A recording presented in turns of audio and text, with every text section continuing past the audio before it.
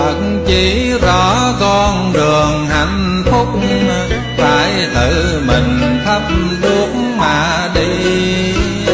Giải rành phương thuốc để gì, uống hay không uống gì chi tự mình.